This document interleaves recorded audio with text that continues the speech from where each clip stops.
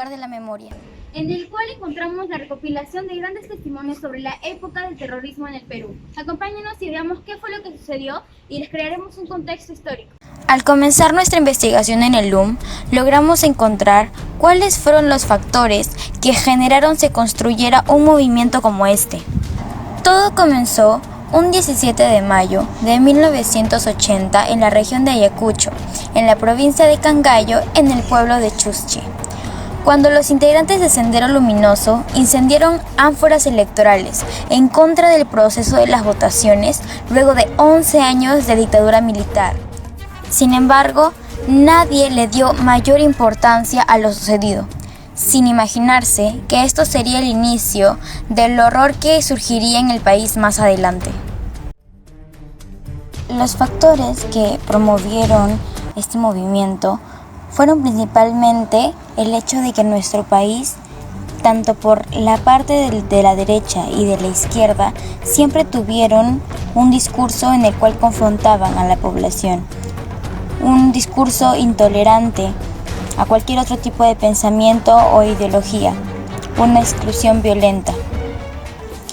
En otras palabras, era el tipo de sociedad autoritaria acostumbrada a imponer en vez de respetar y de ser democrático. Se podría decir que fue un factor social, pero los dos principales que generaron aún que este proceso fuera mucho más allá fue el factor de la exclusión y del centralismo, y el segundo, el sistema educativo precario que había en nuestro país. Sobre el centralismo y la exclusión, pues existía pobreza y falta de políticas de desarrollo para el resto de las regiones, provincias de nuestro país. En segundo lugar, tenemos el sistema educativo precario que existía en nuestro país. Sendero Luminoso utilizó y aprovechó el abandono por parte del Estado a la educación. Este tipo de educación limitaba a los estudiantes a una educación vertical. Esto quiere decir que el profesor era el que sabía y el que enseña. Y el estudiante no refuta, sino obedece, porque sabe que esa persona es realmente quien tiene algo que enseñarle. Es de esta manera como Sendero Luminoso logró infundir una ideología aprovechándose del abandono del Estado, por lo mismo que habíamos mencionado anteriormente, el centralismo y la exclusión.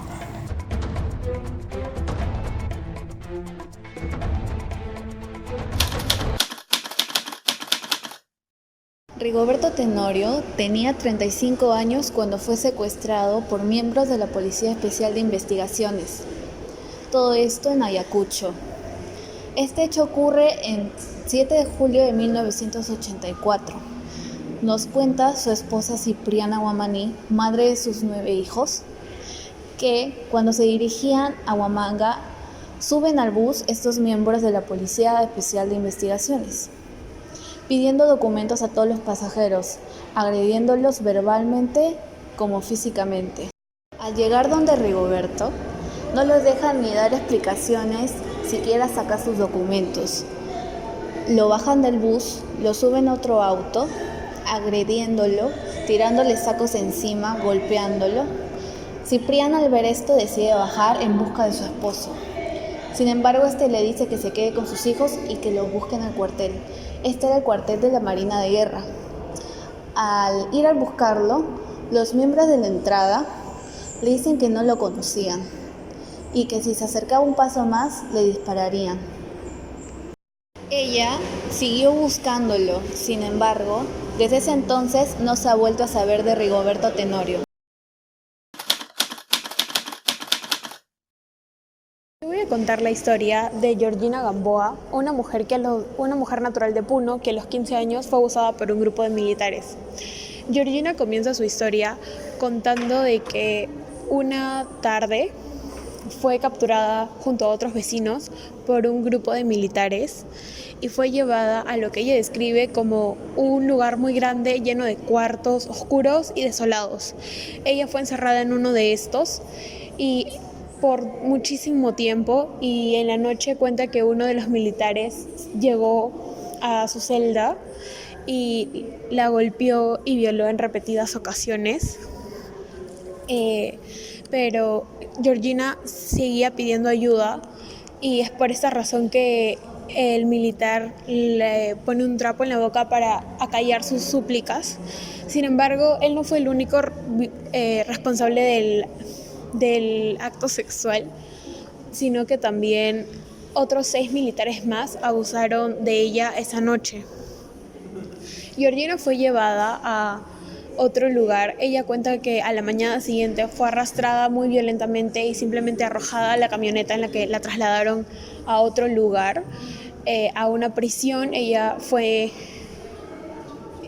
arrestada sin razón alguna. Sin embargo, su familia pidió por ella y lograron liberarla 4 meses después. Durante su estadía en la cárcel, Georgina se entera que estaba embarazada. Sin embargo, ella comenzó a crear un repudio hacia este niño o niña, su futuro hijo, por el hecho de que fue violada. Ella consideraba que este niño podría nacer con 7 cabezas o 7 brazos, porque fueron 7 personas las que abusaron de ella esa noche. Sin embargo, ella continuó con el embarazo y dio luz a una niña. Ella no quería tener contacto con su hija hasta que una semana después una enfermera le lleva a la niña al cuarto para que le dé de lactar. Sin embargo, Georgina se niega a hacerlo, pero al verla se da cuenta que es una bebé normal. Ella la describe como una bebé gordita y muy linda, y sin embargo la doctora llega a la habitación y pide que saquen a la bebé de ahí. La niña iba a ser dada en adopción y justo cuando estaban por firmar el acta, Georgina se arrepiente de entregarla en adopción por las palabras de su abogada y decide criar a su hija por ella misma. Ella cuenta que fue muy difícil salir adelante, ya que no tenía los recursos ni el dinero suficiente para salir adelante con un bebé. Sin embargo, lo hizo por su hija y por buscar justicia por lo que le pasó. Ella cuenta ahora que los primeros años fue muy difícil para ella, pues no sentía un apego emocional hacia su hija, pero ahora que su hija es mayor y tiene hijos, se siente muy feliz por la familia que ha logrado junto a sus nietos y le brinda todo el amor que a su hija le negó en un momento. Voy a contar el relato de Dora Ollagüe Fierro, que este relato lo contó su mamá. Ella nace el 4 de noviembre de 1970. Sin embargo, el 18 de julio de 1992 fue llevada por el descartamento de su universidad de la Cancuta. Llevada junto con sus 8 compañeros y su profesor. Esos fueron secuestrados, torturados, incinerados, calcinados y enterrados en las tumbas. Sin embargo, sus padres se enteraron cuando ellos recién fueron a preguntar a la universidad. Es ahí donde ellos se enteran de lo sucedido con su hija.